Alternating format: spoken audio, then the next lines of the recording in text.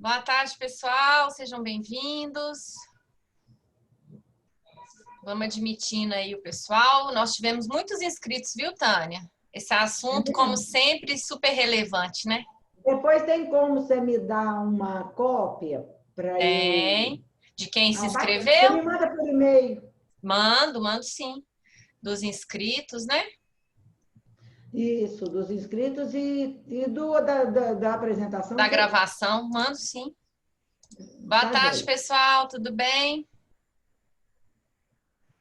Vocês estão me ouvindo bem? Tá tranquilo aí? Por favor, coloquem no chat. Ah, Tânia, eu não te perguntei sobre perguntas. Você quer que faça? Pode ser durante, tem que ser no Pode. final? Cada assunto pode perguntar, sim. Eu até Então, ótimo. prefiro. Então, ótimo. Pessoal, então, ó, como a Tânia já falou aí, podem perguntar, né? Se vocês quiserem perguntar no chat, eu faço a interseção com ela aqui. Se vocês quiserem habilitar o microfone após cada explanação, fiquem à vontade, tá? Jean César está perguntando se essa palestra vai ser gravada. Ô, Jean César, ela vai ser gravada sim, mas mais para uma questão interna. Posteriormente, a gente pode até ver, né, como que seria isso, mas a gente não vai disponibilizar, não. A gente vai priorizar mesmo quem estiver conosco aqui, né, Tânia, nessa tarde de Exatamente. quarta-feira, às 17 horas. Tá bom? Exatamente. Então, o pessoal está chegando aí. Bom, enquanto o pessoal está entrando, eu queria primeiro agradecer a Tânia, né, por mais uma vez, nem sei quantas palestras você já fez para a gente, né, Tânia, do Sinduscom. Tenho muitas. Muitas. Somos parceiros. Somos muito parceiros, é um assunto muito relevante para o setor, né? Então, queria te agradecer por mais essa tarde aí, disponibilizar seu tempo, aposentada aí, né? E ainda fazendo isso para a gente. Então, muito Graças a obrigada, Deus. viu, por Eu que agradeço a oportunidade, Ju. ter aceite o nosso convite. Bom, pessoal, para quem não me conhece, meu nome é Juliana, eu sou responsável pela área de treinamento do Sinduscom. E hoje aqui nós estamos na palestra online, né? A gente começou em abril nossas palestras gratuitas e agora, em agosto, a gente começou com os cursos. E aí convidei a Tânia para nos dar a honra aí de falar um pouquinho sobre esse assunto tão relevante para o setor, né? Que é essa regularização, esse dízimo, esse tanto de informação aí que ela tão levemente passa para a gente. Então, Tânia, antes de entrar no assunto, fala um pouquinho quem é você, né? E aí fique à vontade em começar. Agradeço aí a presença de todos também. Boa tarde a todos.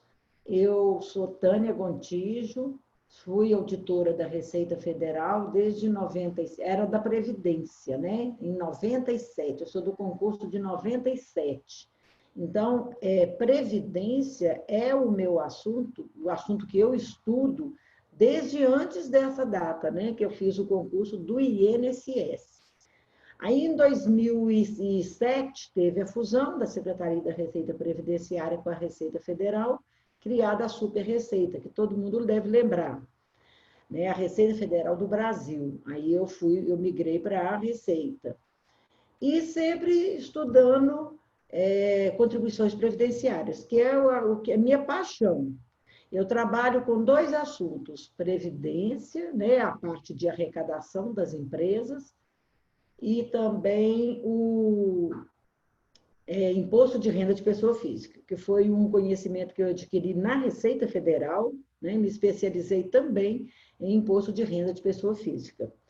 E eu aposentei em 2017, mas continuo atuando. Eu montei um escritório bem em frente à Receita Federal, aqui na Olegário Maciel. E eu presto serviços de orientação, de acompanhamento, de todo o decorrer da obra. Eu gosto de pegar no começo, para fazer o contrato correto. Na hora de regularizar a obra, né, como é do conhecimento de todo mundo, é que a gente vai vendo o que está de errado. Aí tem muita coisa para corrigir. A nossa intenção aqui hoje é exatamente isso: evitar que esses transtornos na hora da regularização ocorram. Então, a gente vai falar, basicamente, de quais os procedimentos devem ser observados. Tem uma, por exemplo, primeiro eu vou falar desse slide, né, que a gente está vendo aí, que é a fundamentação legal de tudo que vai ser falado aqui. Tudo, eu não posso criar legislação, eu não sou legisladora, né? Eu posso só ver, só aplicar a legislação.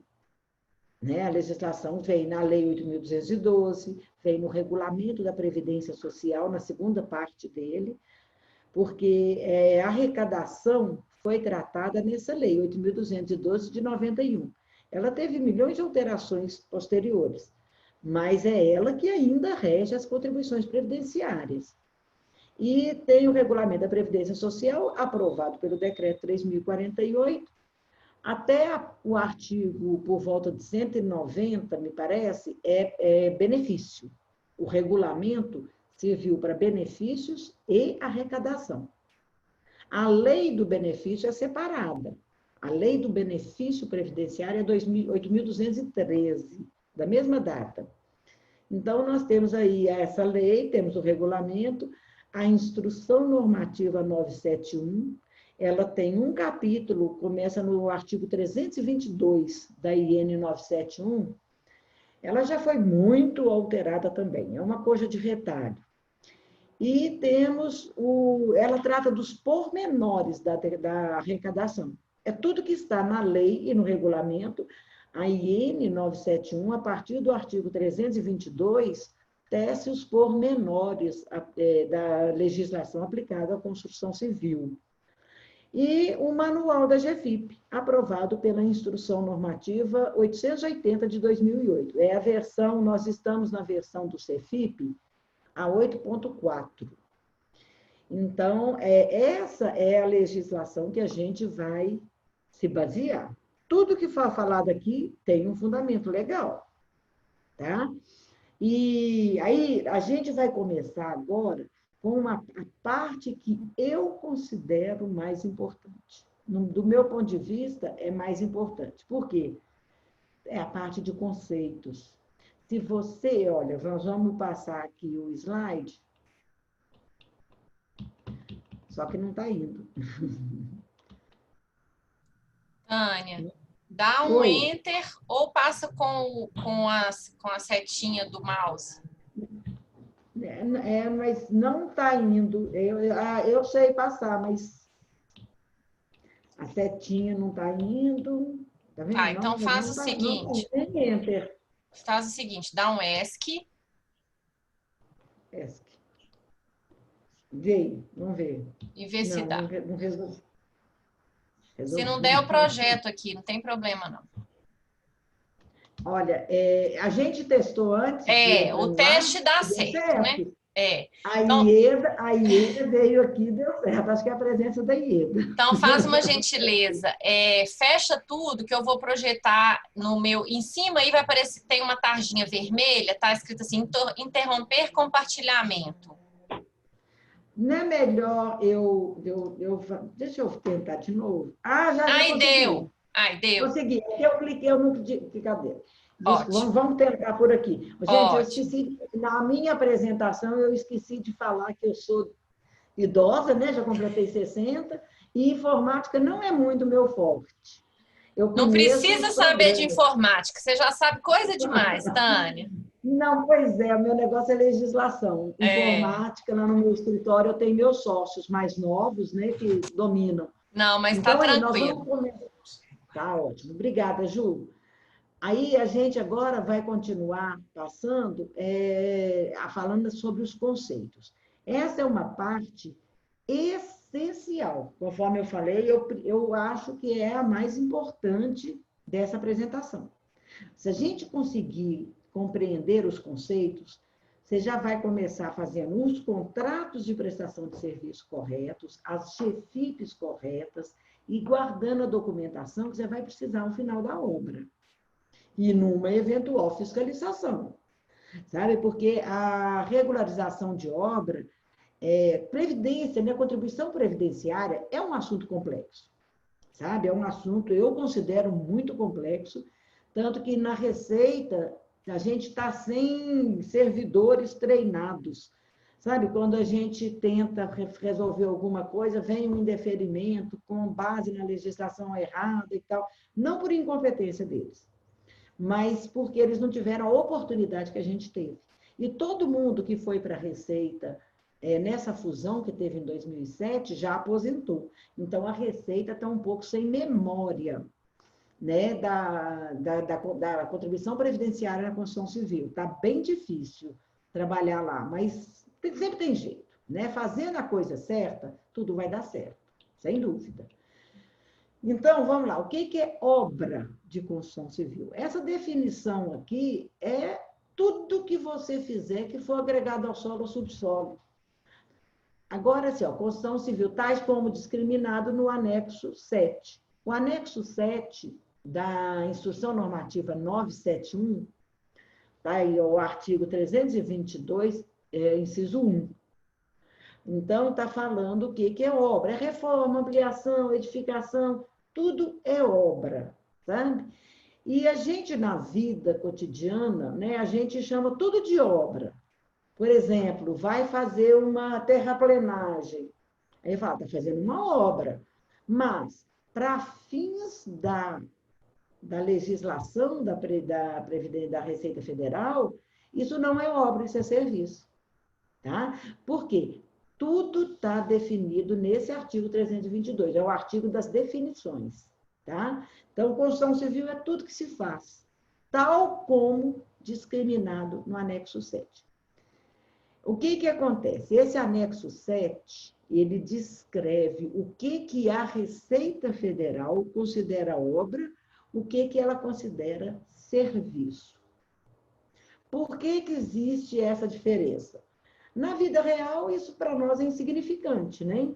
Mas o tratamento de obra de construção civil é de uma forma e o tratamento de serviços é de outra forma.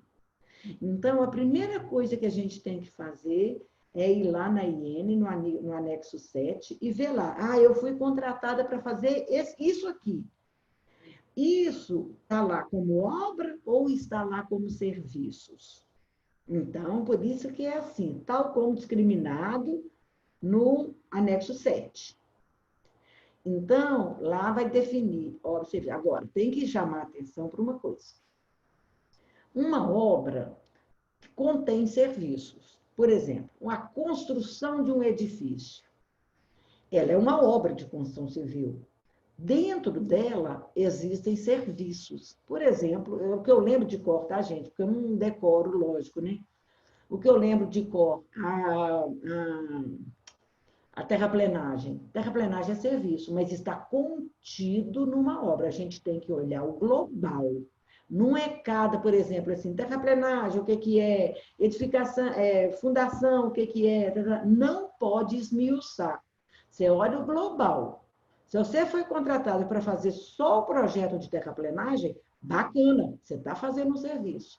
Agora, se você estiver construindo alguma coisa, ou reformando, fazendo ampliação, edificação, qualquer outra coisa, e tiver terraplenagem contida no todo, nós não vamos pensar que é serviço.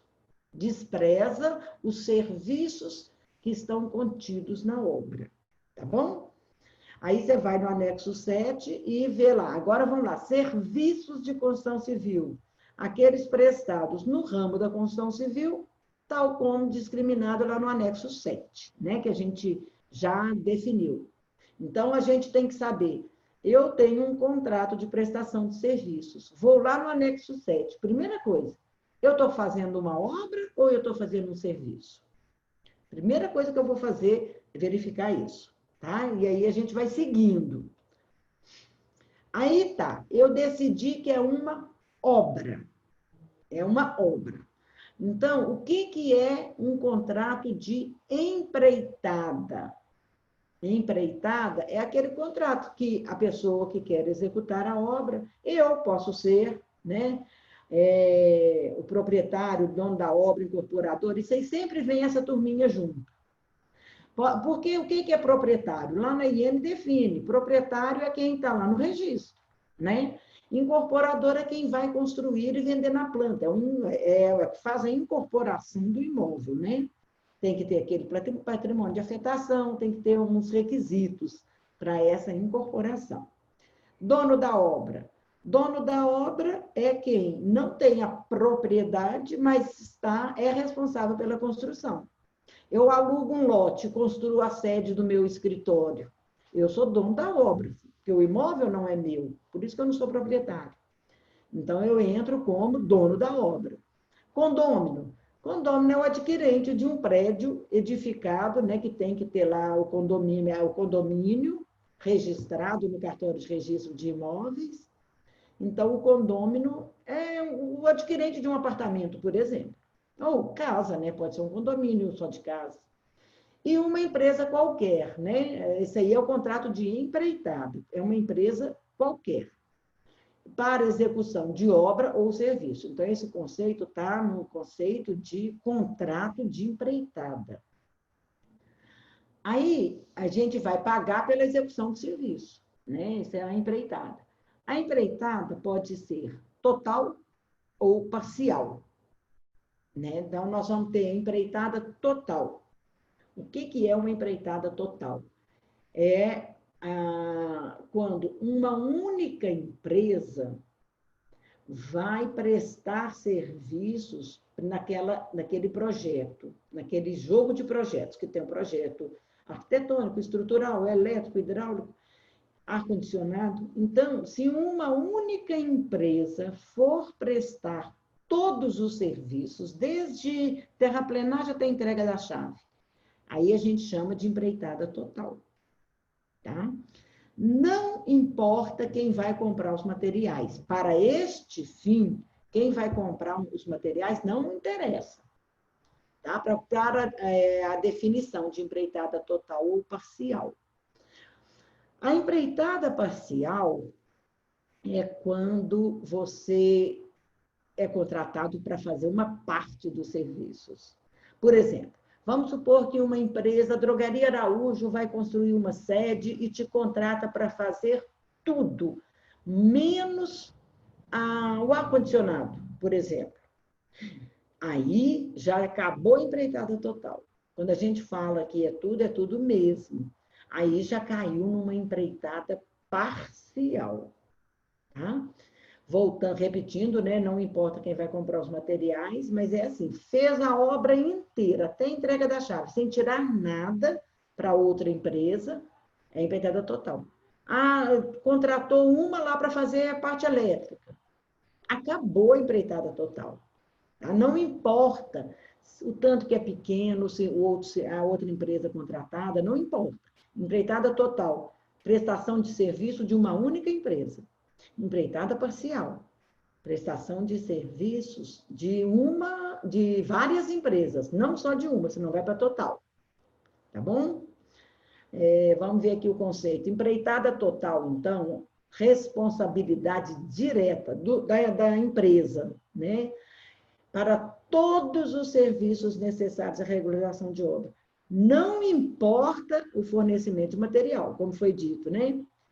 E para fazer a empreitada total de obra de construção civil, a empresa tem que ser uma empresa construtora.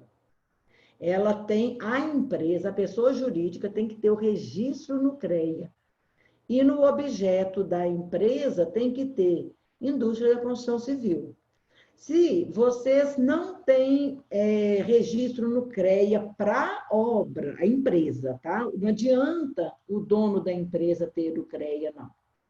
Tem uma empresa, então, uma empresa construtora, a pessoa jurídica, tem que ter a licença do CREA para obras em geral. Aquela licença que algumas empresas têm no CREA, que são limitadas, por exemplo, hidráulica e elétrica, elas podem fazer empreitada total? Não, não podem.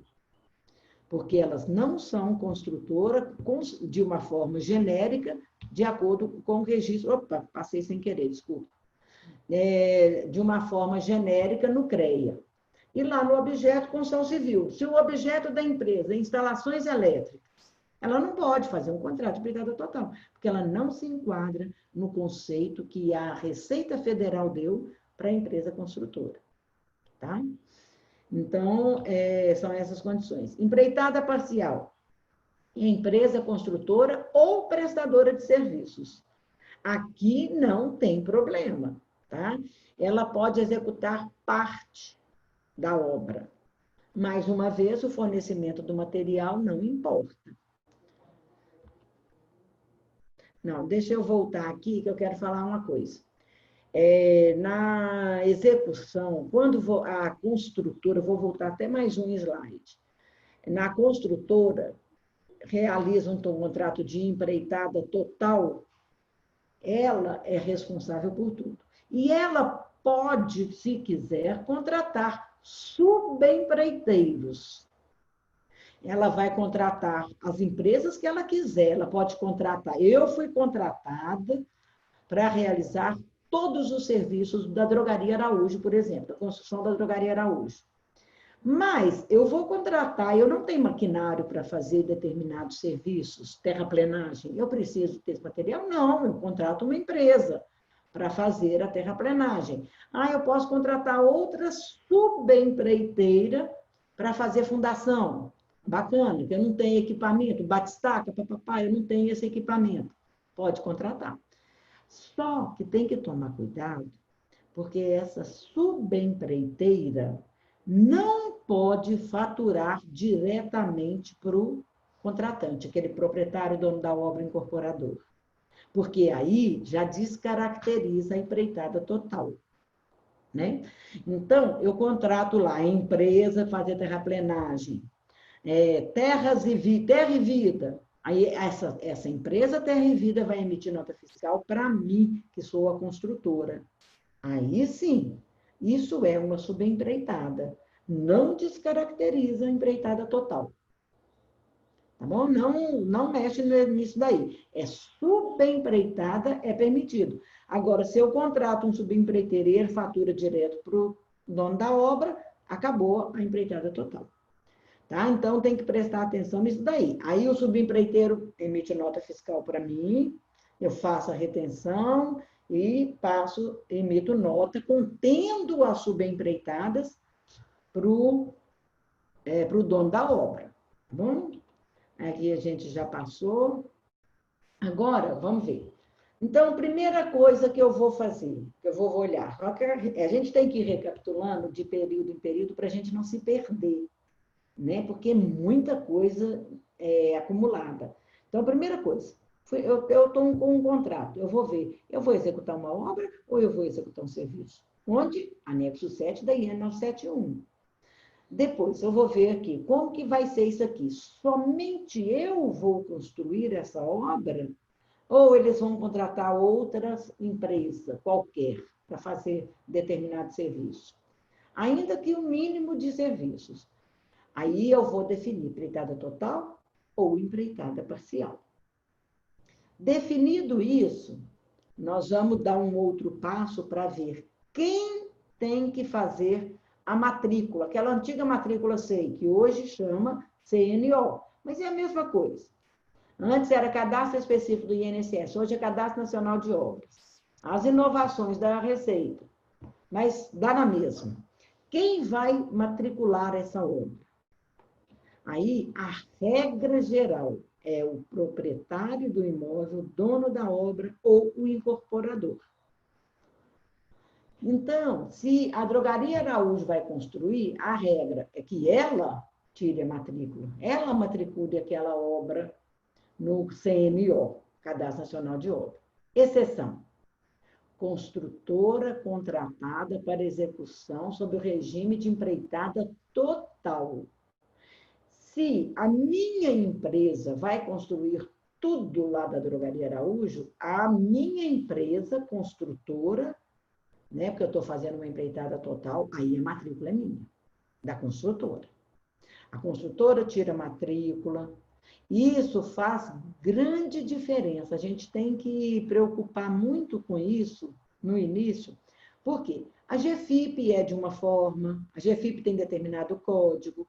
Então, isso tem implicações no decorrer da obra toda. Tá? A construtora que faz a empreitada total, ela tira a matrícula. Eu já vi muitas vezes, né, na minha vida lá da Receita, e até depois, no meu escritório, eu vi empresas, o contratante contratou 10 empresas para fazer uma obra, mas ele está exigindo que cada um tire a sua matrícula. Ele está exigindo em desacordo com a legislação. A legislação manda uma única matrícula por obra. Você não pode sair tirando matrícula. Mas ele não aceita. Se eu não fizer isso, ele não vai me contratar. Aí, vocês vão fazer em desacordo com a legislação. Não tem como a Receita ir lá e falar com o cara que é... Vocês podem argumentar, né? Só isso. Agora, então, a obrigação aí é da construtora. Na empreitada parcial, a obrigação legal é do proprietário. Tá? Se ele não tirar, ele pode ser autuado pelo descumprimento dessa obrigação acessória, que é fazer a matrícula em até 30 dias do início dos serviços e obra. Então, a construtora pode ser responsável quando fizer a empreitada total. E a empresa líder, no caso de consórcio, a empresa líder é que é responsável pela matrícula. Quando esse consórcio, as empresas em consórcio vão construir, né, por exemplo, junta 4 empresas, vai construir um ginásio, um mineirão, um outro mineirão. Vai lá, vai construir, são 10 empresas, cada uma é num consórcio. Quem for a empresa líder lá do consórcio é que é responsável pela matrícula. Tá? Agora, a gente vai falar da retenção. Então, essa retenção, o que significou isso daí? Até o mês de janeiro de 99, só existia responsabilidade solidária, independentemente da forma de contratação. Era tudo solidário, solidário, solidário. Nessa época, eu auditava empresas de construção civil e a gente levantava assim, uma grana violenta pela responsabilidade solidária. Por quê? Uma empresa grande está lá construindo uma obra grande, e contrata lá aqueles pequenos prestadores de serviço, aquelas empresinhas que nascem hoje, morrem amanhã, e contrata várias delas. E elas não têm nada, não preocupam com isso. Aí o contratante pagava por isso. E mesmo que essa, vamos supor, uma obra imensa lá, do anel rodoviário, lá de São Paulo, por exemplo. Eu fiscalizava em São Paulo, nessa época. Então, ali no anel rodoviário, tinha várias empresas trabalhando e contratando empresinhas. Ainda que essas empresas tenham feito tudo certinho, se não tivesse, se o dono da construtora não guardasse, pegasse a documentação toda certinha, ele ainda pagava pela contribuição previdenciária. Né? Então, muitas vezes ficava assim, as empresinhas pequenas pagaram tudo direitinho, mas eles não guardavam a documentação, não tinha. Aí a gente ia lá e levantava o débito por solidariedade. Na verdade, o que acontecia? Arrecadação em duplicidade. Os empreiteirinhos pagaram o INSS, mas aí vai um fiscal lá e lança o débito por solidariedade. Eu fiz isso demais. Mas, assim, demais. A maioria dos débitos que a gente apurava era por solidariedade. Aí, as empresas de construção civil, provavelmente, né, através dos Sinduscons, reivindicaram uma retenção para se elidirem disso daí. Então, a partir do mês de fevereiro de 99, surgiu o Instituto da Retenção, que é tratado lá no artigo 31 da Lei 8.212. Então, lá fala, é obrigatória a retenção. Mas, quando tem um outro artigo nessa mesma lei, salvo engano, é o inciso 6 do artigo, esqueci o número do artigo, é no começo ali, 12, não me lembro se é 8, 12, existe um artigo que fala assim, no inciso 6, ao responsável solidário é permitida a retenção para a elisão da solidariedade, ao devedor solidário. Então, ela criou um instituto de retenção obrigatório nos demais casos, mas na empreitada total do contrato, a empreitada total de obra de construção civil, não é obrigatório, mas o contratante é um devedor solidário e a ele tem direito de reter. Se ele não retiver, ele vai ficar solidário, mas não vai ser autuado. Nos demais casos, subempreitadas, todas têm que ter retenção, sem nenhuma subempreitada, nenhuma exceção. Empreitada parcial, nenhuma exceção. Tem que ter a retenção. Tá? Essa retenção, a gente vai ver mais à frente que ela se aplica, inclusive, às empresas optantes pelo Simples. Tá? A retenção, ela é obrigatória. A pessoa fala assim, eu sou optante pelo Simples. E daí? Vou reter. Ele vai usar essa retenção, tá? na GFIP dele, vai recuperar esse dinheiro. A retenção é uma coisa que o tomador dos serviços retém 11% do valor do serviço e recolhe numa GPS no CNPJ do prestador. Então, por exemplo, meu subempreiteiro emitiu uma nota de 10 mil, eu vou reter 1.100, vou pagar ele 8.900, mas eu vou dar uma cópia da GPS que eu recolhi no código 2631, né? Via de regra da iniciativa privada, é 2631, no CNPJ dele. E ele vai usar esse dinheiro para pagar a GFIP dele. Entendeu? A retenção não é um novo tributo, é uma antecipação que o prestador de serviço faz, paga a receita, e depois o tomador de serviço retém, paga, e o prestador usa. Tá? Ele usa na GFIP dele. Se não deu para compensar tudo, compensa depois. A gente vai ver isso mais à frente. Então, aqui, primeira coisa que nós vamos fazer aqui, ó, em relação à retenção, toda obra, todo serviço é obrigatoriamente, sendo empreitada total, parcial, não interessa, tem que ter retenção. Agora, quando a gente fala obra, né, que é esse item da esquerda, na empreitada total é solidariedade. Lembrando que o tomador dos serviços pode reter, para ser medida essa solidariedade. Nas empreitadas parciais ou subempreitadas de obra, vai ter que ter retenção. Tá? Então, hoje é assim, tudo tem que reter. Tudo tem que reter na construção civil, exceto a obrigatória, exceto na empreitada total de obra de construção civil. Mas existe a faculdade. Apuração da base de cálculo da retenção. Quando a gente falou da definição de empreitada total e de empreitada parcial, a gente falou assim, não interessa fornecimento de material.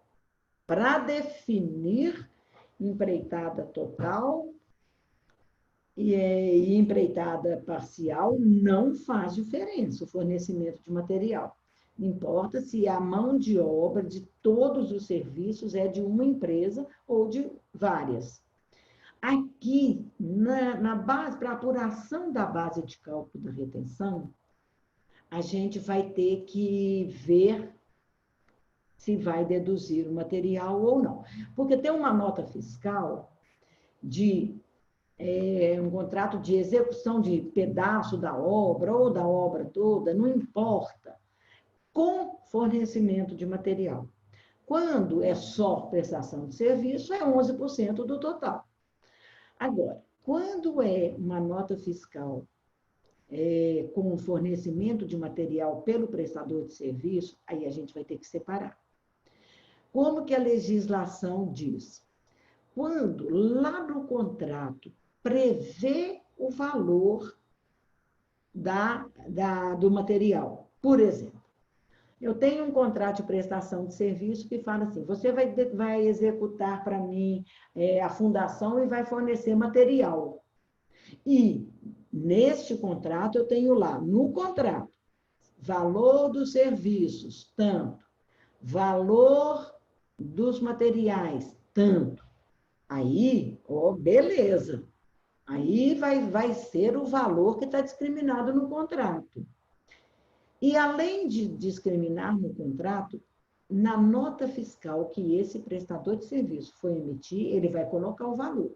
Se ele fez um contrato lá, a obra é 1 milhão, sendo que 700 mil materiais e 300 mil serviços. Como que funciona? Aí eu vou emitir lá uma parte dos serviços lá, medições parciais, né, que vocês fazem na obra, na prática. Eu emiti uma nota de 10 mil, eu vou discriminar na nota. Valor dos serviços. Quanto que eu falei? Esqueci quanto que foi que eu falei. 1 milhão, 100 mil. 10 mil. Eu vou emitir uma nota de 10 mil reais. Aí eu vou lá. Valor dos serviços. 3 mil. Valor dos materiais. 7 mil. Eu tenho que acompanhar a lógica do contrato. Né? Lá está falando, a mão de obra é 70%. Então, a gente vai acompanhar as medições parciais, o que está determinado no contrato. Então, aí você vai reter somente sobre o valor do serviço. Nesse nosso exemplo, da nota fiscal de 10 mil, está lá, serviços 3 mil, materiais 7 mil, eu vou reter 11% de 3 mil. Bom, quando o contrato prevê que vai fornecer material, mas não fala quanto é um, quanto é outro. Aí ele só fala que o fulano está contratado para fazer a obra tal e a responsabilidade pelo fornecimento de material é dele. Ok? O contrato previu o fornecimento de material, mas não falou quanto. Aí você vai lá na nota e a nota tem que discriminar. Quanto que será? Aí a legislação arbitrou em 50%, valor de serviço e valor de material. Quando o contrato fala, a empresa X vai fazer o serviço e fornecer material, mas não fala quanto. Aí a legislação fala, nessa situação, 50% é mão de obra, 50% é serviço. Essa é a regra geral, mas tem umas exceções na construção civil. Tem um tratamento diferenciado para alguns serviços.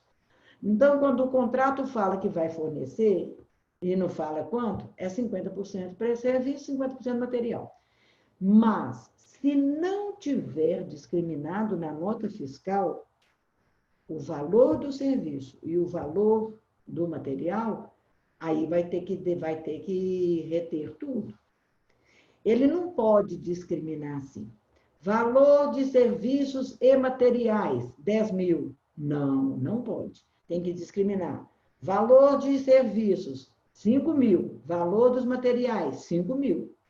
Se ele não fizer essa discriminação na nota fiscal, aí o tomador tem que reter sobre tudo. Tá? Quando o contrato não prevê o fornecimento de equipamento e esse equipamento não é inerente ao serviço. Ainda que discriminado na nota fiscal, vai ser o total da nota. O que é equipamento ser inerente? Significa assim, é impossível você fazer esse serviço sem uso de máquinas, sem uso de equipamentos. Por exemplo, a terraplenagem grande, você não vai fazer na pá e no carrinho. É inerente o fornecimento das máquinas. Mas, para construir um prédio, não necessariamente. Você vai ter que usar lá da fundação tal, mas não necessariamente, não é inerente ao serviço os equipamentos. Embora em algumas fases seja inerente, né? Então, quando o contrato não prevê o fornecimento de material e o serviço, o maquinário não é inerente ao serviço, ainda que discriminado na nota, tem que reter o total. Quando o contrato não prevê, mas o equipamento é inerente aos serviços. Como que vai ser? Sempre tem que estar discriminado na nota fiscal, tá? 50% nas notas fiscais vai ser que é a regra, né? A regra que está lá no segundo lá, na segunda linha desse slide. Vai ser 50% do valor da nota. Só que determinados serviços têm percentuais diferentes. Na construção civil, percentuais diferentes. E onde que a gente vai saber quais são esses percentuais? No inciso 2 do parágrafo 1º do artigo 122, da IN 971. Tá? Então, vai ter lá os percentuais. Por exemplo, terraplenagem é 35%. Estou chutando, tá? 10%, não sei. Aí vai ser, se aquele equipamento é inerente ao serviço, ainda que não tenha previsão no contrato, a gente vai cair nesses percentuais, sendo que tem que estar discriminado na nota fiscal. Empresa optante pelo simples, é aquilo que a gente já adiantou lá no outro assunto, né? As empresas optantes pelo simples, a obra de construção civil destinada a uso próprio, isso aí é outra situação, tá? Não é da retenção. Executada por empresa optante pelo simples, é considerado estabelecimento não incluído na empresa do simples. Por exemplo, isso aqui está querendo dizer o quê? Eu tenho uma empresa que é optante pelo Simples Nacional. Eu mesma vou construir a minha sede. Essa mão de obra que vai ser utilizada na construção da minha sede não tem nada a ver com a opção da minha empresa pelo Simples. Tá? Ele é considerado fora da empresa, ele é um outro estabelecimento. Porque em toda a legislação fala-se estabelecimento / obra de construção civil. Então, a obra de construção civil é um outro estabelecimento e não é optante pelo simples. Então, ele vai usar, nessa situação, um enquadramento normal de obra. FPAS 507, o RAT 3, entendeu? Ele vai usar todo o enquadramento de construção civil e não o enquadramento da empresa dele. Ele tem que fazer GFIP separadas. Ele não pode fazer a GFIP junto, tá? Misturar o pessoal da empresa com o pessoal da obra. Retenção das empresas do Simples. É isso aqui, ó, que eu tinha falado anteriormente. As microempresas MPP, optantes pelo Simples, elas não estão fora da retenção. Só ficam fora da retenção as empresas de determinado serviço. Por exemplo, pintura. Ela não é do anexo 4, ela é do anexo 3. Mas são pouquíssimos serviços que se enquadram no anexo 3. Tá? Pouquíssimos. A construção civil está no anexo 4. Tá? E lá na Lei Complementar 123, define que é o anexo 4. Né? É a lei do simples. A construção civil sempre é anexo 4. E só não tem retenção se for um serviço prestado e essa empresa, por exemplo, uma empresa de pintura, ela é do anexo 3, sem dúvida. Sem dúvida. Mas essa não sofre retenção. Ela vai se enquadrar no anexo 3, não sofre retenção. Demais empresas, elas ficam querendo evitar a retenção. Né? Toda empresa quer evitar. E existe uma uma zona de conflito entre anexo 3 e anexo 4. É cheio de consultas da Receita Federal falando o que é anexo 3 e o que é anexo 4. Então, é um tema muito polêmico, muito polêmico. Muitas vezes, desculpa, não é Covid, tá, gente? Também não passa pelo computador. Mas muitas vezes, ontem, antes de ontem, não sei, um cliente de outros assuntos meu me perguntou: a empresa vai colocar a forma e tirar a forma da construção. Então, ela vai lá, monta a forma e depois vai lá e tira. Ela é anexo 3 ou ela é anexo 4? Aí eu falei, é uma zona de conflito. Na minha opinião, é 4. Por que é 4? Porque não está expresso lá no 3. E quando dá essa polêmica, a gente, pelo princípio da precaução, né, a gente vai na pior hipótese. Vamos colocar no anexo 4 e reter. Eu sou conservadora. Sabe, assim, eu acho que eu trabalho com legislação. Então, o que tem dúvida, não compensa mexer. Eu estou em dúvida, mas eu vou arriscar aqui, que é mais benéfico, eu vou me colocar no 3. Pode dar problema, pode. Muito possível e provável dá problema. Tá? Porque essa zona de conflito, de entendimento, é igual jurisprudência. Você vai lá, tem vários processos. Aí tem jurisprudência a favor e jurisprudência contra. Como que você fica? Eu vou sempre na pior hipótese, para não correr riscos. Entendeu? Então, eu mando colocar sempre, na minha opinião, no 4, quando está em dúvida. Tá? Recolhimento da GPS de retenção, sempre no CPF do prestador de serviço. O dinheiro saiu do bolso do prestador. Mas eu vou recolher no CNPJ dele. Se eu retenho dele, ele me paga 10 mil, eu pago para ele 10 mil, retenho 1.100, eu vou recolher para mim e ele ficou no prejuízo. Não é no CNPJ do prestador. Eu já vi empresas grandes. Foi numa palestra que eu fiz no Cicepote, há muito tempo, eu ainda era da Receita.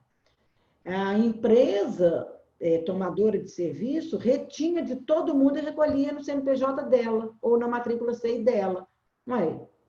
Então, né, não faz o menor sentido. Se o dinheiro saiu do bolso do prestador, ele tem que ser recolhido a GPS no CNPJ desse prestador, porque, na verdade, o dinheiro é dele. Eu só antecipei e retive. Então, essa retenção, o código 2631 da GPS, lá no campo identificador, o CNPJ da construção, ela se aplica na empreitada parcial e subempreitada de obra de construção civil. Então, empreitada parcial ou subempreitada, vou reter 11%, obrigatoriamente, vou recolher uma GPS no código 2631, no CNPJ do meu prestador. Empreitada total, parcial, subempreitada de serviços, também a retenção é a mesma coisa. Tá? Isso aí, quando é serviço, não importa se é empreitada total ou não. Tá certo? Porque a obra é assim, ó, empreitada total é um outro código, uma outra regra para ela. Mas na empreitada parcial e subempreitada de obra, assim como qualquer tipo de contratação de serviços, a retenção é obrigatória e é no código 2631 no CNPJ do prestador. A gente vai ver que na empreitada total é diferente. A GPS da empreitada total. Lembra que ela é facultativa. O tomador de serviço não é obrigado a reter. Ele retém para se elidir da responsabilidade solidária. Achei o artigo, é 30, viu, da Lei 8.212.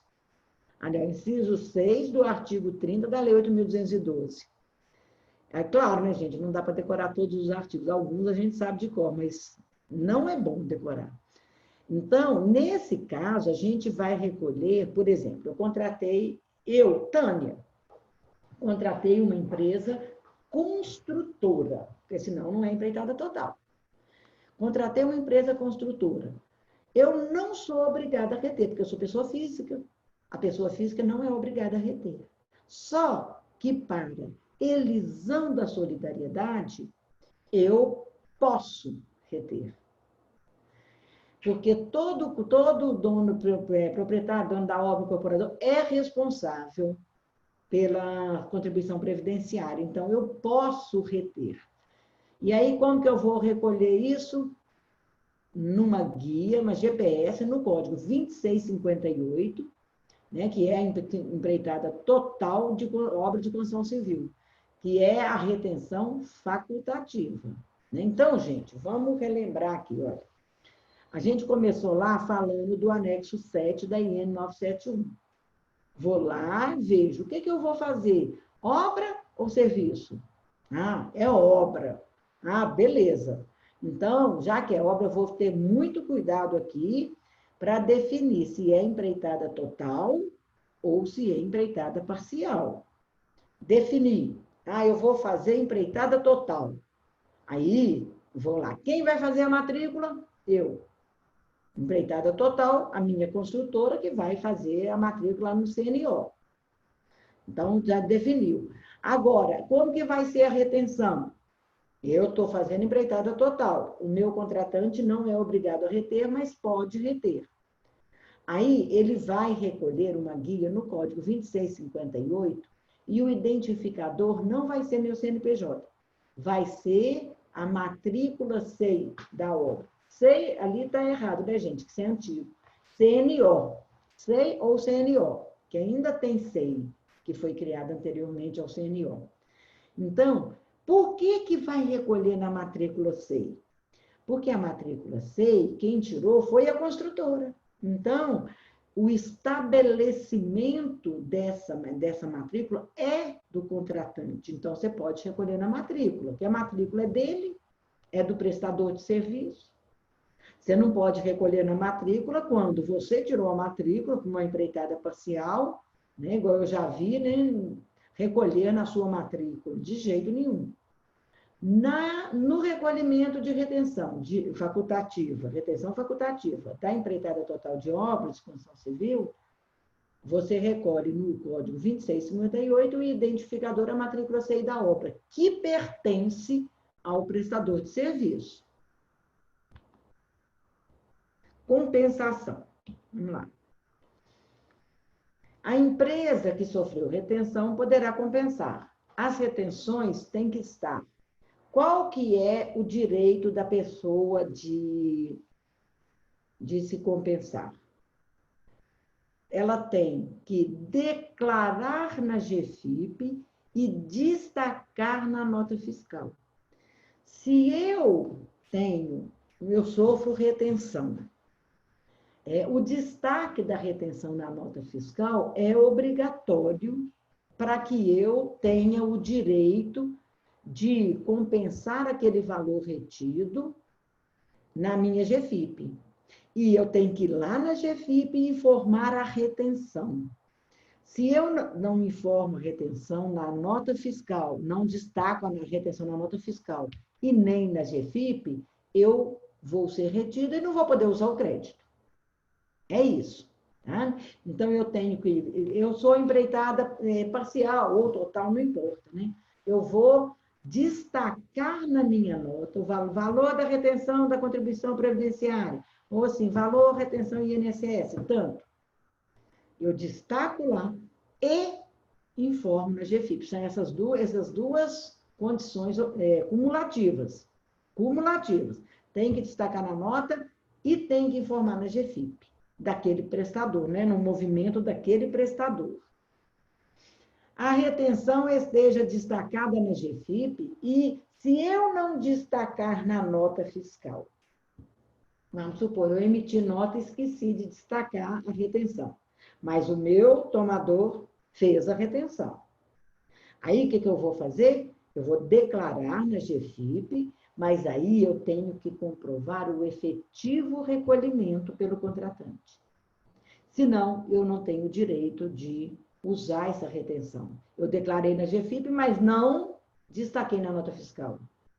Então, eu não vou poder, aí eu só vou poder usar se eu comprovar que o tomador recolheu aquele valor.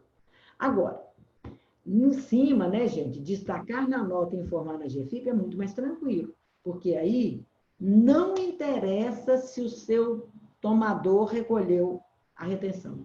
Você tem que provar que você foi retido. Você não é fiscal, a sua empresa não é fiscal da Receita. Então, lá, destaquei na nota fiscal, informei na GFIP, mesmo que não tenha recolhimento dessa retenção por parte do tomador de serviços, eu posso compensar esse valor, tá? O ideal é esse, né? O ideal é sempre destacar na nota fiscal, é o jeito mais seguro para o prestador. Compensação. Nunca o valor retido poderá ser compensado com contribuições destinadas a outras entidades e fundos. É aquele sistema S, né? A gente compensa valor retido com qualquer compensação de INSS, contribuição previdenciária. O que acontece, gente? Lá na lei 11.457, que foi a lei de fusão, né, da Secretaria da Receita Previdenciária com a Receita Federal, atribui à Receita Federal o dever de fiscalizar, cobrar as contribuições do Sistema S. É o SESC, SENAC, SENAI, aquelas entidades, né, que a gente apura lá. Então, a Receita Federal é responsável por isso, mas o valor do INSS não mistura com essa caixinha de outras entidades. Lá no campo você só pode compensar com contribuição previdenciária, nunca a de outras entidades e fundos. E outra coisa que precisa chamar a atenção é o seguinte: eu posso compensar com valor descontado do segurado? Sim, pode sim. Não tem o menor problema. Porque você não está sendo apropriação indébita, você descontou do seu segurado e não pagou. Você pagou sim, você pagou com o dinheiro do que foi retido. Isso não tem problema. Você pode usar todo o valor dos segurados, todo o valor da patronal, valor do RAT, só. Outras entidades, não. Eu sofri uma retenção de 10 mil e meu INSS só deu 6. Ok, INSS você compensa 6. Guarda o restante dos 10 mil para compensar depois a sobra da retenção. Com outras entidades é impossível. Você tem que recolher a guia de outras entidades, mesmo que a sua retenção tenha sido maior que o valor do INSS. Tá bom? Deixa eu falar outra coisa que eu queria falar aqui. É isso. Lá no programa Cefip, a gente está na versão 8.4, que é a última, né? Porque está entrando aí agora o E-Social. Esse E-Social é uma coisa ainda que não está assim, finalizada, mas já tem eventos que têm que ser declarados. Então, ainda é GFIP. A GFIP, o sistema Cefip, que é a versão 8.4, como vem o E-Social, eles não atualizaram mais essa versão. Essa versão é de 2008. E ela é cheia de problemas, porque para não ter que criar uma nova versão por causa do custo, né? A versão dos programas Cefip. Quando você faz a GFIP e informa lá, vamos supor, você sofreu 10 mil de retenção. Seu INSS por exemplo, 7.500. Aí você vai lá, você tem uma sobra de retenção de outras competências, né, que eu não usei todo o valor retido, eu vou lá para o campo compensação. Aí eu vou lá, por exemplo, na GFIP de agosto, eu vou fazer até o dia 7 de setembro, até dia 4, aliás, né? Vamos lembrar aqui, gente, dia 7 de setembro é feriado, o último dia útil anterior é 4, tá? Então, eu vou fazer minha GFIP dia 4. E eu tenho uma sobra de retenção de janeiro e fevereiro. Como que eu faço? Vou no campo compensação, informo o valor do meu crédito, Só o valor que eu vou usar. Aqui não é o valor todo, só o informe. Eu tenho, por exemplo, lá 20 mil de sobra de retenção. Mas hoje, o meu INSS é, por exemplo, 3 mil. Então, eu vou lá no campo compensação e informo 3 mil, que é o que eu vou usar, não o valor que eu tenho. E período início, janeiro de 2020. Período fim, se passou as duas, fevereiro de 2020. Eu usei um pedaço de lá, um pedaço de cá. E aí, quando você for fechar o movimento, você vai receber uma mensagem assim: o valor informado de compensação é superior ao permitido, tal, tal, tal. Por que isso? Antigamente, você só podia compensar 30% do valor do INSS. Isso está lá na Lei 8.212, no artigo, provavelmente, não sei se é 80 entre 80 e 100, está por ali, da Lei 8.212.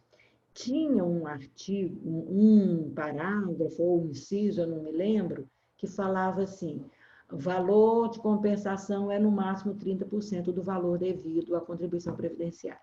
Por que foi inserido esse artigo lá? Foi quando teve aquela que a Receita, o INSS, perdeu judicialmente a cobrança de autônomos, lá que veio lá da Lei Complementar 84. É uma confusão aí, sabe? Aí o INSS perdeu. E todo mundo que tinha pagado contribuição para os autônomos ia compensar tudo, e ia descapitalizar a Previdência. Por isso que esse artigo da Lei 8.212 existiu. Mas na MP 449, que foi convertido na Lei 11.491, se não me engano, a MP 449 revogou esse artigo. Então, não existe limite de 30% mais. O CEFIP, como ele é de 2008, ele não está adaptado. Ele dá esse aviso, mas você segue em frente. Pode compensar tudo, tá? Porque o programa não está adaptado. Por isso que dá essa mensagem. Bom, aí agora vamos falar da GFIP, né? E aqui, essa GFIP, ela é o assunto mais... Olha, até hoje, ela nasceu em janeiro de 99, obrigatoriamente. Ela teve um período de testes acho que foi no Rio Grande do Sul, nos estados do Sul. Não sei se foi só Rio Grande do Sul, mas, bom, enfim, foi por lá. Teve uma fase de teste em 98, mas a obrigatoriedade começou em janeiro, né? E hoje, até hoje, nós estamos em 2020, né? Você vê lá de 99, já tem o quê? 21 anos, né? 21 anos. As empresas ainda erram muito em GFIP, muito. O índice de erro é imenso, sabe? Porque são muitos detalhes. Nós vamos falar aqui do que interessa à construção civil, com mais detalhes. Mas GFIP, olha, um ramo que erra muito é a construção civil e essas empresas de limpeza, sabe? Essas conservadoras. Olha, no tempo todo que eu trabalhei na Receita, né, até 2017, a GFIP já tinha 18 anos, já era maior de idade, e o pessoal ainda não sabia fazer. Tinha muitos, muitos, muitos erros. Tá? Vamos lá, vamos falar da GFIP. O que deve ser informado? Claro, né, os dados cadastrais do empregador e do empregado. E essas bases de cálculo aí. Isso aqui não interessa muito não, que o próprio sistema já vai pedir. Então, nem gasta explicação. Tipos de GFIP.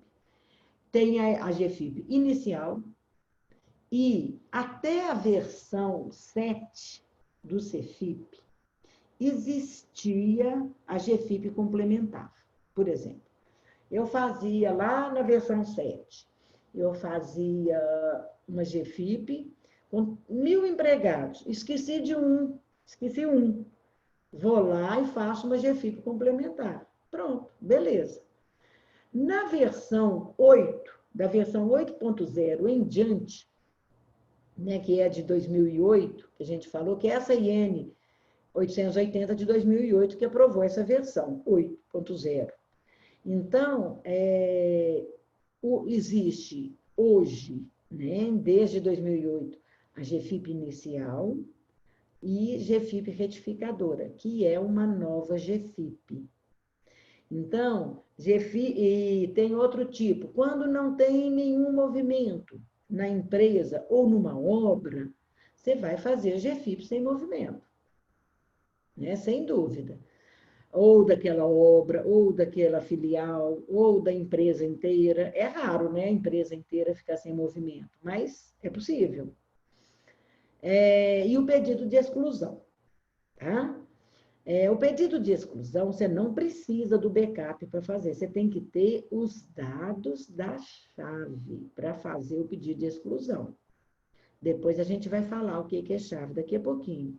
Então, hoje não existe mais, tem que chamar a atenção aqui o seguinte, não existe mais a GFIP complementar. Quando eu erro, por exemplo, informei lá 10 mil funcionários, esqueci um contribuinte individual que recebeu R$1.000. O que eu tenho que fazer? Uma nova GFIP, contendo todo mundo, aqueles 10 mil que eu já informei, e incluir esse. Então, vai ter 10.001 segurados informados na GFIP. Se eu fizer uma outra GFIP só com a pessoa que eu esqueci, aquelas 10 mil vão ficar sem previdência, porque a GFIP vai sobrepor a anterior. A GFIP ela não tem uma marquinha lá assim, retificadora, igual tem no imposto de renda, não existe isso. Você mandou outra GFIP com a mesma chave, já substituiu o anterior. A novidade aqui foi da desvinculação do processamento da GFIP com a quitação do FGTS, porque antes, quando não quitava o FGTS, sumia o banco de dados da Previdência. Era assim, mas aí com a versão 8.0 para cá, esse problema foi resolvido. E foi criada a competência 13. Antes, era informado o 13º na 12. Metade na 11, metade na 12, né? De outras formas. Agora existe, para fins da Previdência, é a 13. A 13 é só Previdência, FGTS continua lá, na competência 11 e 12, para fins de FGTS. Tá? Bom, os códigos da GFIP. 115, situação em geral é 115.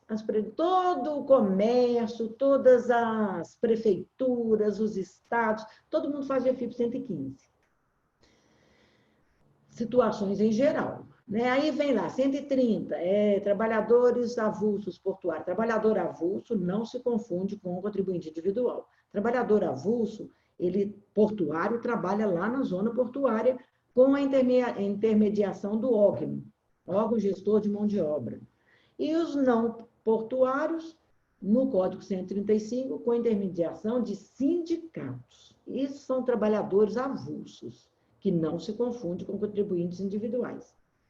Na construção civil, 150, cessão de mão de obra e empreitadas parciais.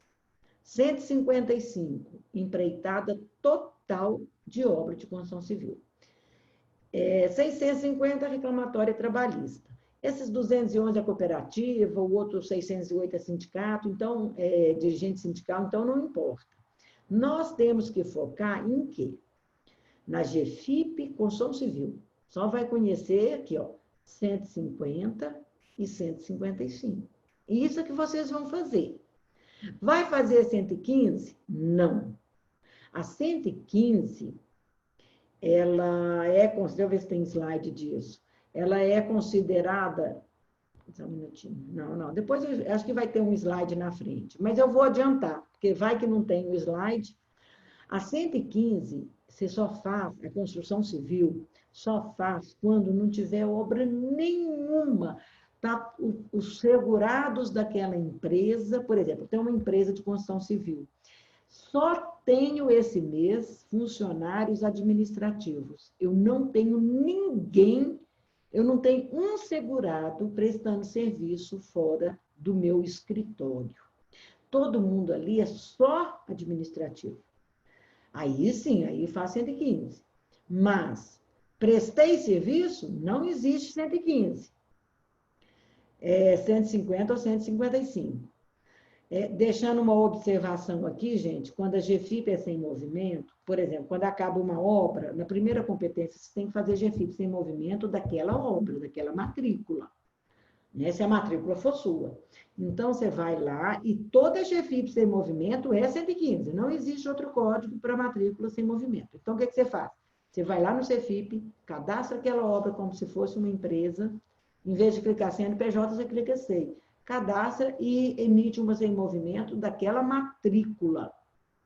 Ela é 115, código de acolhimento 115. Essa não atrapalha em nada. Por quê? Se eu faço empreitadas parciais somente, eu vou fazer uma 150. E o meu pessoal da administração, como é que eu faço com eles? Eu crio um tomador que é a própria empresa. Então, eu vou ter, na minha GFIP 150, eu vou ter tantos tomadores quanto eu tiver prestando serviço de empreitada parcial ou subempreitada ou serviço. Eu vou fazer todos aqueles tomadores, vão ser tomadores, mais o CNPJ da própria empresa. Então, o pessoal da administração fica na GFIP 150, tá? Fica na GFIP 150, cujo tomador não é matrícula de obra. O tomador vai ser o CNPJ da própria empresa, tá? Se eu não faço empreitada parcial, eu só tenho empreitadas totais ou obra própria. Então, eu só vou ter GFIP 155. Todos. E aí eu vou cadastrar cada matrícula minha no campo tomador. E eu vou cadastrar de novo o meu CNPJ, porque eu não tenho a GFIP 150, só tem 155. O meu CNPJ vai ser um dos meus tomadores, para eu alocar os trabalhadores da administração nesse tomador, que é o CNPJ da própria empresa. Tá bom? Então, eu vou ter uma única GFIP 155. Pessoal da administração, tomador, o CNPJ da própria empresa. Agora, se eu tenho GFIP 150, que é empreitada parcial, ou cessão de mão de obra, é qualquer serviço, qualquer coisa, quando a gente fala cessão de mão de obra. Pode ser subempreitada, qualquer coisa. Então, eu tenho prestação de serviço de empreitada parcial e tenho também empreitada total. Eu tenho 2 obras que eu faço por empreitada total e 5 contratantes que eu presto empreitada parcial, subempreitada, qualquer tipo de serviço de construção civil. Então, eu tenho a 150. E aí, onde que vai ficar a administração? Na 150, quando eu tenho as 2, obrigatoriamente, o pessoal da administração fica na 150. Eu só coloco o pessoal da administração no 155 se eu não tiver GFIP 150. Eu não posso fazer uma GFIP 150 para o pessoal da administração, quando eu não tenho outro tomador. Eu não posso fazer uma 150 para o pessoal da administração e a 155 para o empreitada total. Entendeu? Então, a gente faz 150 para todos os tomadores de serviço, exceto de empreitada total e obra própria. E a administração. Não tendo empreitadas parciais e subempreitadas, vou só na 155. Tá bom? Vamos lá. O que é chave da GFIP? A gente fala assim, uma GFIP vai sobrepor a outra.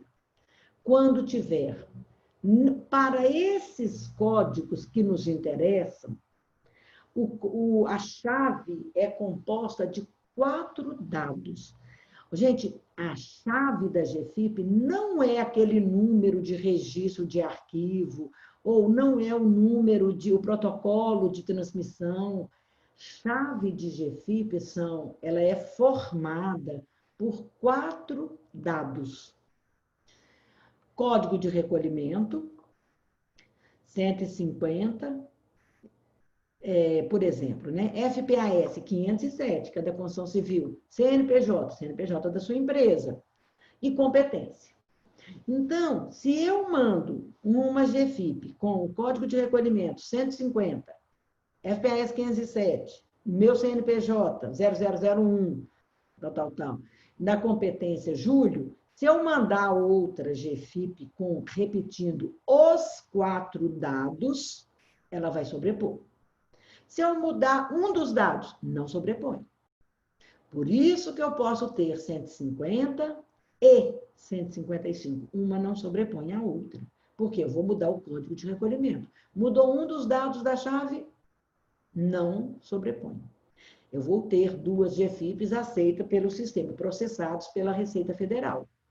Tá? Se eu mudar o FPAS, eu tenho um FPAS comércio, que é 515, e uma obra que é 507. Vai sobrepor? Não, porque o FPAS mudou. Tá? O FPAS da empresa mudou. Comércio é 515, indústria, inclusive construção civil, é 507. Se eu tenho várias filiais, eu vou fazer tantas GFIPs quantas forem as minhas filiais. Por quê? Vou mudar o CNPJ. O CNPJ inteiro, não é pela raiz, tá? O 002 não sobrepõe ao 001 e assim por diante. Chave, né? Vamos lá. Quando que a gente vai fazer várias GFIPs? Vários estabelecimentos, conforme a gente acabou de falar. Empresa com estabelecimento com mais de um FPAS, acabamos de falar, o FPAS 515 e o FPAS 507, eu tenho 2 GFIPs. Necessidade de utilização do código de recolhimento de 150 e 155, eu vou ter 2 GFIPs. Tá? E se eu tiver sem movimento em uma das obras, eu faço GFIP sem movimento, né? Que é o código 115 em geral. Agora, gente, isso desse código 115, é aqui, ó. O código 115, ele não é igual a 150 e nem a 155, ele é considerado igual, né? Se eu faço a GFIP das minhas obras, eu tenho lá empreitadas totais, empreitadas parciais, então eu vou ter 2 GFIPs de obra, uma 150 e uma 155.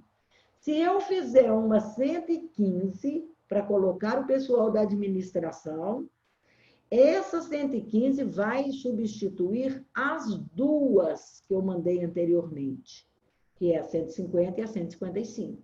Ela vai substituir as 2. Então, por isso que não pode fazer 115 para o pessoal da administração, tá? O pessoal da administração fica na 150, ou, se não tiver 150, na 155. Construtora com apenas obras totais, vai fazer um arquivo, obras parciais, desculpa.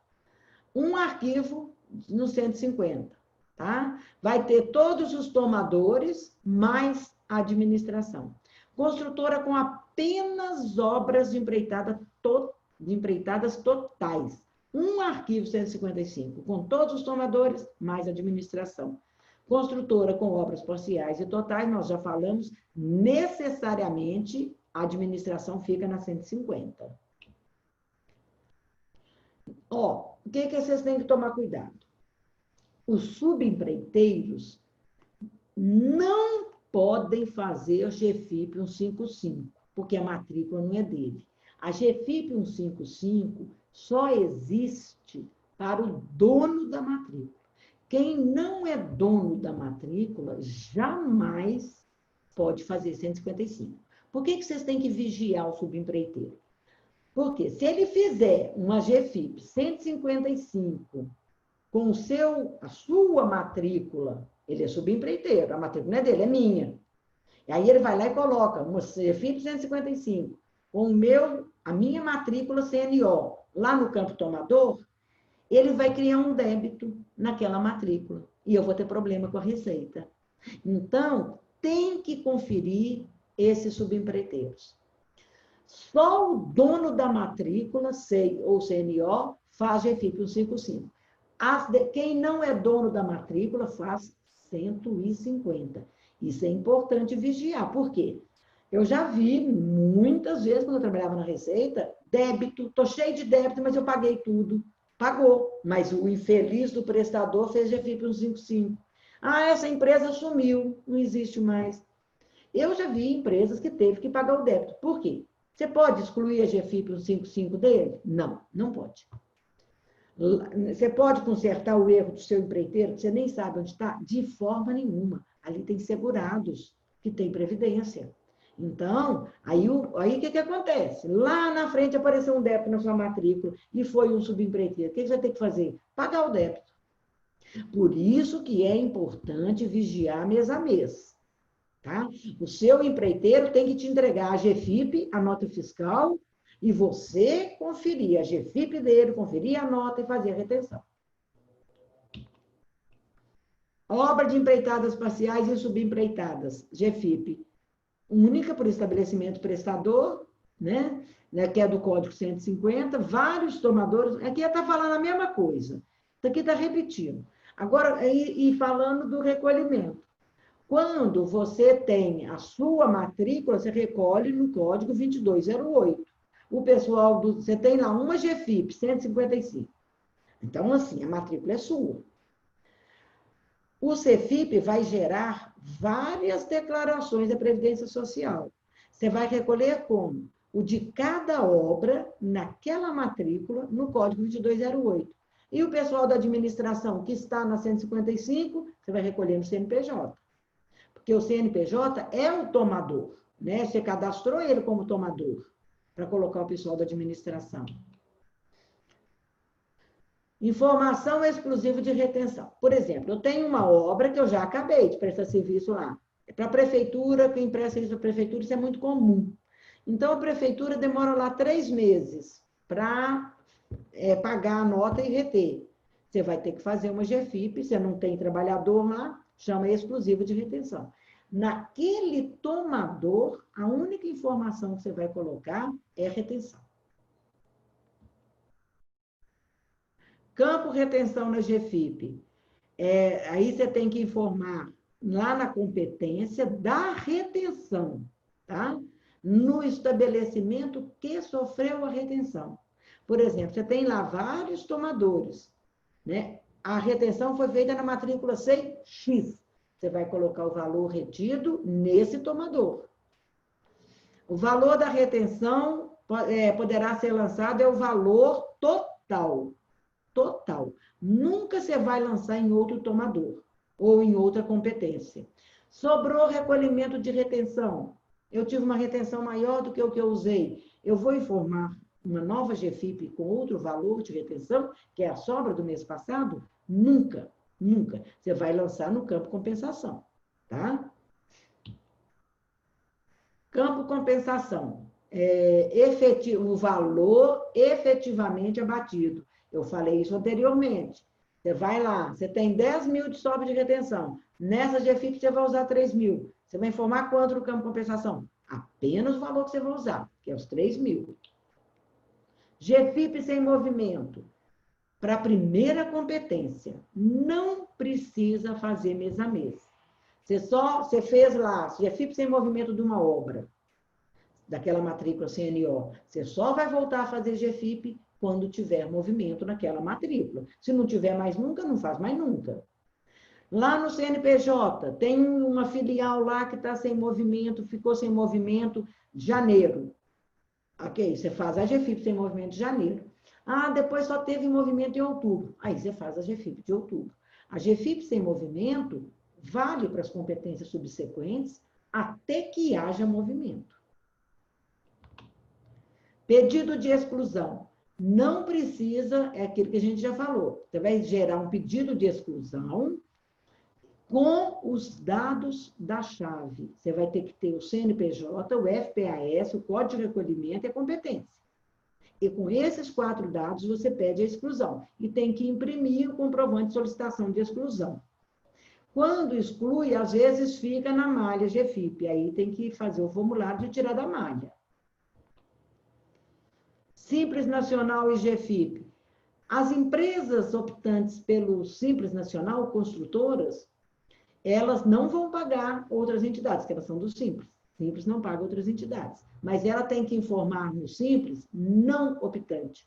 Por quê? Porque o sistema não está adaptado para a legislação posterior à versão 8.4.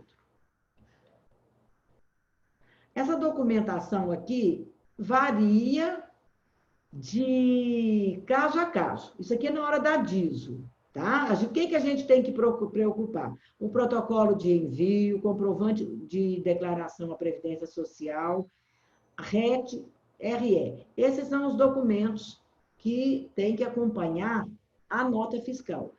Você tem um subempreiteiro, ele levou uma GFIP para você, você conferiu, código 150, minha matrícula está lá no tomador. Aí eu quero dele. O que eu vou querer desse meu prestador de serviço, subempreiteiro? O protocolo de envio, o comprovante de declaração à Previdência Social, lembrando que, se for GFIP 150, o comprovante de declaração à Previdência Social é único. Né? Então, é um para todo mundo. RET, que é a relação de tomadores. E a RE da sua obra. Vamos lá, o seu subempreiteiro tem 10 tomadores. Ele vai te dar o protocolo de envio, o comprovante de declaração à Previdência, que é único para todo mundo. RET, que é a relação de tomadores, para saber que você realmente está naquela GFIP. A sua obra está informada ali. E a relação RE dos trabalhadores da sua obra. DISO. Aí você vai ter que fazer a planilha dos prestadores, alvará. Isso aqui é a documentação relativa à regularização de obra, tá? Está lá no artigo 383 da IN. Não é necessário tudo isso, entendeu? Mas é a documentação que você tem que ter para caso de fiscalização. Na hora de você regularizar, nem sempre você precisa de todos esses documentos, mas você tem que ter para fins de fiscalização. Diz, o que tem? Cópia do último balanço. Não tem mais isso, tá, gente? Não exige mais cópia do último balanço. Impedimentos. Falta de GFIP na matrícula SEI. Divergência de GFIP. Aquilo que eu falei lá da GFIP do prestador, errada, 155, vai dar divergência de GFIP. Porque você vai ter X de recolhimento e um valor maior declarado, porque vai somar a sua GFIP, 155, com a GFIP do prestador, que fez errado, fez 155 também. Tá? E a existência de débito sem suspensão. Por exemplo, débito sem parcelar, daquela matrícula. Tá? Se você tem restrição em outra matrícula, não atrapalha a sua CND. Não. Gente, eu nunca fui tão pontual. Eu dei uma corridinha no final, na verdade, né? Mas eu nunca fui tão pontual. Mas é isso. Se vocês quiserem perguntar, tem alguém que queira perguntar, estou à disposição. Acabou o horário, mas eu estou aqui. Como sempre, né, Tânia? Excelente. É muita informação, né? O pessoal até me perguntou sobre a disponibilização desses slides. Se você pode disponibilizar. Pode. Eles estão meio... Eu vou fazer o seguinte... eles, assim, igual aquela documentação que está lá hoje, mudou, entendeu? Então, pode disponibilizar, sim. Tem alguma coisa, gente, eu ponho só sei... É porque esses arquivos, eu aproveitei de um arquivo anterior. Pode disponibilizar, sim. E eu peço desculpa pelo que não está... A única coisa que não está atualizada é aqueles documentos lá, aquela lista de documentos, sei lá, cópia do balanço. São umas bobaginhas, assim. Tudo que eu falei aqui está vigindo. Eu confiro tudo. Então, pode disponibilizar, sim. Tem uma coisinha ou outra de documentos e eu não coloquei CNO, que hoje chama CNO, mas é SEI, ainda tem as matrículas antigas, que são chamadas SEI. Então, não importa a matrícula. Matrícula SEI ou CNO, a mesma coisa. Uhum. Não, e aí o pessoal, né, que está participando da palestra já sabe, né, o que está... que não está tão atualizado, e aí vocês atualizam. Então, como sempre, quem quiser o material, me manda um e-mail respondendo ao que eu enviei o link, que eu encaminho para vocês em PDF, tá bom? Ô, Tânia, eu acho que não tem nenhuma pergunta, o pessoal não colocou nada aqui no chat. você explica de uma forma muito tranquila, né? Assim, muito fácil de absorção. Então, eu acho que o pessoal ficou aqui já satisfeito. E tendo, pessoal, alguma dúvida posterior a isso, podem passar para a gente, né? E aí a gente passa para a Pode, Tânia, eu tenta costumo resolver. atender, eu atendo, eu tenho um convênio com o Sinduscom. Então, pode Exatamente. ligar para o Sinduscom, que o Sinduscom me liga. Agora, quem quiser, né, aproveitando aqui, Ju, desculpa por isso, Não, claro. se alguém quiser um acompanhamento, uma auditoria no decorrer da obra, a gente faz essa prestação de serviços. Tá? A Sim. gente faz da assessoria e tudo, desde o contrato até a CND. Inclusive, se vocês passarem na Olegário Maciel, esquina com contorno, tem uma banca de revistas que tem a foto da dona Tânia, A né? foto lá Então, está diferente. Eu peguei uma antiga.